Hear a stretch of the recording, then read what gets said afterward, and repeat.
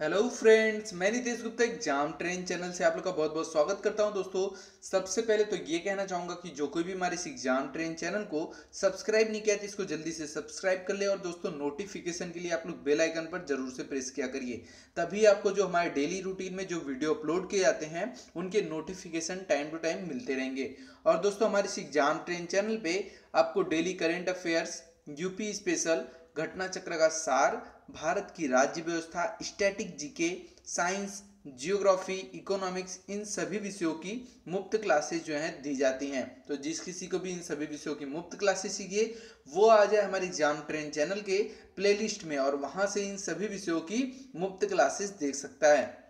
चलिए बात करते हैं दोस्तों हिस्ट्री स्पेशल के पार्ट 70 की। ठीक है, हिस्ट्री स्पेशल के पार्ट 70 की। और सबसे मोस्ट इंपॉर्टेंट बात यह है कि आज हम लोग एक साथ दो टॉपिक को कवर करने वाले हैं। ठीक है, एक तो हमारा व्यक्तिगत सत्याग्रह और दूसरा क्रिप्स मिशन। इन दोनों टॉपिक को हम लोग एक साथ पढ़ने वाले हैं। व्यक्तिगत सत्याग्रह कब हुआ था दोस्तों? तो 1940 में हुआ था। और क्रिप्स मिशन की बात करें तो 1942 में हुआ था।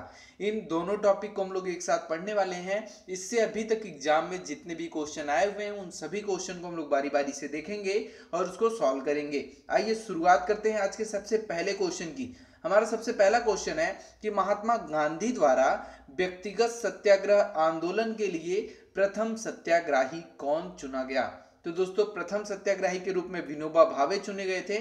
ठीक है, अगस्त प्रस्ताव को पूरी तरह अस्वीकार करते हुए कांग्रेस ने गांधी जी के नेतृत्व में व्यक्तिगत सत्याग्रह शुरू किया। यह सत्याग्रह ब्रिटिश सरकार की भारत नीति के प्रति नैतिक विरोध की प्रतीकात्मक अभिव्यक्ति थी। व्यक्तिगत सत्याग्रह की शुरुआत 17 अक्टूबर 1940 को हुई थी। कब हुई थी? 17 अक्टूबर 1940 को। और विनोबा भावे प्रथम सत्याग्राही थे। अगर हम लोग जो है दूसरे सत्याग्राही की बात करें तो पंडित जवाहरलाल नेहरू जी। ठीक है, कौन थे? पंडित जवाहरलाल नेहरू जी सेकंड नंबर पे थे। ठीक है, चलिए आगे बढ़ते हैं। अगला क्वेश्चन हमारा है कि सर्वोदय शब्द का प्रयोग सर्वप्रथम किसने किया था? मोस्ट इंपॉर्टेंट क्वेश्चन है कि सर्वोदय शब्द का प्रयोग सर्वप्रथम किसने किया था? तो दोस्तों, सर्वोदय शब्द का प्रयोग जो है सर्वप्रथम जो है महात्मा गांधी जी ने किया था। ठीक है, सर्वोदय शब्द का प्रयोग सर्वप्रथम महात्मा गांधी ने किया था। और विनोबा भावे द्वारा गांधी जी के आदर्शों के प्रचार के लिए सर्वोदय समाज की स्थापना की गई थी। किसकी? सर्वोदय समाज की स्थापना की गई थी। ठीक है, चलिए बढ़ते हैं अगले क्वेश्चन की तरफ। अगला क्वेश्चन हमारा है कि व्यक्तिगत सत्याग्रह में विनोबा भावे को प्रथम सत्याग्राही चुना गया था, तो दूसरा कौन था? दूसरा दोस्तों अभी भी हम लोग ऊपर डिटेल में पढ़े हैं, पंडित जवाहरलाल नेहरू जी थे दूसरे सत्याग्राही। ठीक है, पहले नंबर पे विनोबा भावे और दूसरे नंबर के सत्याग्राही में कौन आता है? तो पंडित जवाहरलाल नेहरू जी। ठीक है, व्यक्तिगत सत्याग्रह किसने आरंभ किया? तो विनोबा भावे ने किया, वही बात है। ठीक है, विनोबा भावे जी ने किया था व्यक्तिगत सत्याग्रह। चलिए अगला पार्ट आ गया हमारा क्रिप्स मिशन। अब हम लोग इसको पढ़ने वाले हैं। इससे जितने भी क्वेश्चन एग्जाम में आए हुए हैं उसको सॉल्व करेंगे हम लोग बिल्कुल डिटेल में। क्रिप्स मिशन 1942 को। चलिए पढ़ते हैं, आगे बढ़ते हैं। हमारा क्वेश्चन है भारत में क्रिप्स मिशन किस वर्ष आया? तो दोस्तों, भारत में क्रिप्स मिशन जो है 1942 में आया था। ठीक है, द्वितीय विश्व युद्ध में जापान की बढ़ती हुई शक्ति को देखते हुए अंतरराष्ट्रीय समुदाय विशेषकर अमेरिका, चीन एवं ऑस्ट्रेलिया, ब्रिटेन पर भारत को स्वतंत्र करने के लिए दबाव बनाए, जिसके फलस्वरूप स्टैफोर्ड क्रिप्स के नेतृत्व में मिशन भारतीय नेताओं से वार्ता हेतु मार्च 1942 में भारत आया था। ठीक है, तो इसी को हम लोग भारत में क्रिप्स मिशन कहा जाता है। ठीक है, भारत क्रिप्स मिशन जो कि 1942 में आए थे, मार्च 1942 में। ठीक है, चलिए अगला क्वेश्चन हमारा है किसकी दृष्टि में क्रिप्स प्रस्ताव एक टूटते हुए बैंक के नाम एक उत्तर दिनांकित चेक था?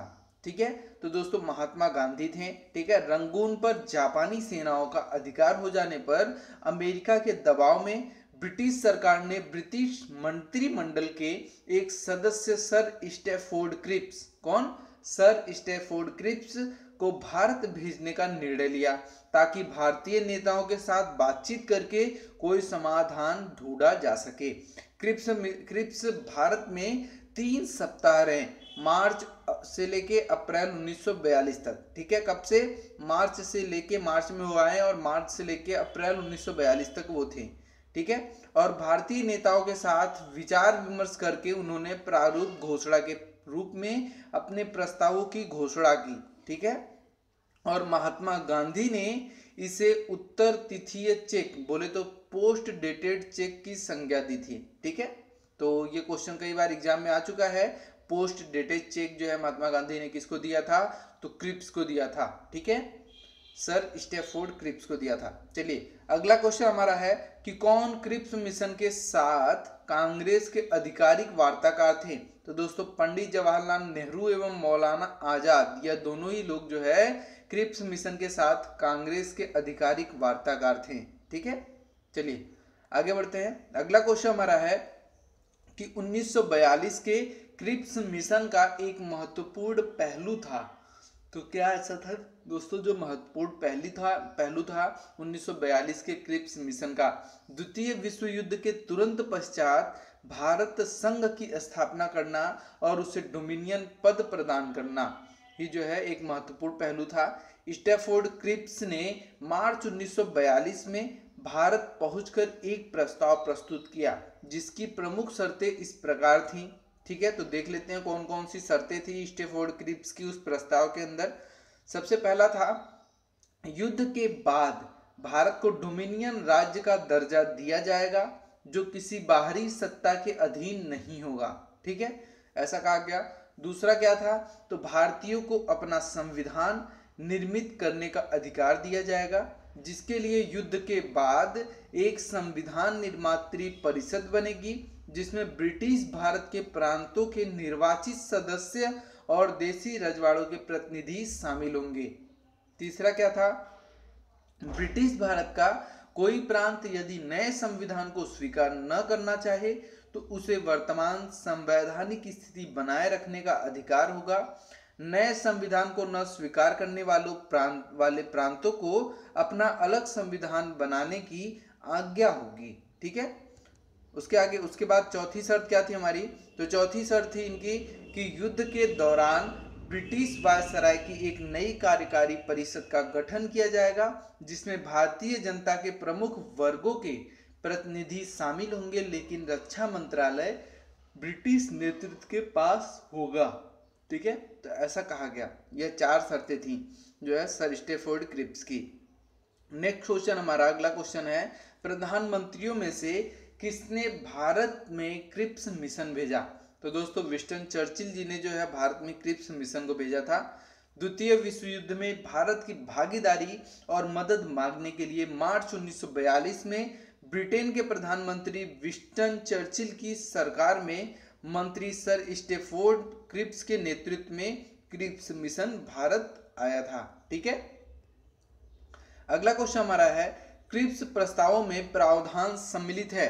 क्रिप्स प्रस्तावों में प्रावधान सम्मिलित है तो कौन से प्रावधान सम्मिलित हैं? संविधान निर्मात्री निकाय की रचना के लिए। ठीक है, तो यह प्रावधान अभी हम लोग उनकी चारों शर्तों को पढ़े हैं और उसमें आप लोग पढ़े होंगे, ध्यान दिए होंगे अगर, तो ये समझ में आया होगा कि संविधान बनाने की छूट दी गई थी। ठीक है, क्रिप्स मिशन के तहत युद्ध के पश्चात भारत को डोमिनियन अधिराज्य का दर्जा दिए जाने का प्रस्ताव था। क्रिप्स मिशन ने संविधान निर्मात्री निकाय की रचना के लिए भी प्रस्ताव किया था और यह संस्था भविष्य में ब्रिटिश राष्ट्रमंडल से पृथक होने अर्थात भारत की पूर्ण स्वतंत्रता के लिए प्रस्ताव कर सकती थी। ठीक है, और आज का हमारा लास्ट क्वेश्चन होगा अब, किसने गांधी जी के आंदोलनों को राजनीतिक फिरौती कहा? मोस्ट इंपॉर्टेंट क्वेश्चन है ये भी कि किसने गांधी जी को आंदोलनों को राजनीतिक फिरौती कहा? तो लॉर्ड लिनलिथगो का नाम आप लोग सुने होंगे। इन्होंने गांधी जी के आंदोलनों को राजनीतिक फिरौती कहा था। लॉर्ड लिनलिथगो ने गांधी जी के आंदोलनों को राजनीतिक फिरौती कहा और वायसराय और गवर्नर जनरल लॉर्ड लिनलिथगो का कार्यकाल भारत में सबसे लंबा था। ठीक है, और इनका कार्यकाल भारत में 1936 से लेकर 1944 तक रहा। भारत छोड़ो आंदोलन इन्हीं के कार्यकाल में महात्मा गांधी द्वारा चलाया गया था। ठीक है, तो आज के लिए इतना ही था दोस्तों। अगर आप लोगों को ये वीडियो पसंद आया हो तो प्लीज़ हमारे इस एग्जाम ट्रेन चैनल को आप लोग शेयर करते रहिए और सब्सक्राइब करते रहिए। ठीक है, और अगर वीडियो पसंद आया तो दोस्तों लाइक और कमेंट तो बनते ही हैं। इसके साथ साथ ये कहना चाहूँगा कि अगर वीडियो में कोई ऐड आता है, किसी भी तरह का एडवर्टाइजमेंट आता है, तो प्लीज़ उस एडवर्टाइजमेंट को पूरा देखा करिए, उसको स्किप मत किया करिए आप लोग। ठीक है फ्रेंड, चलिए, thank you friend, thank you so much.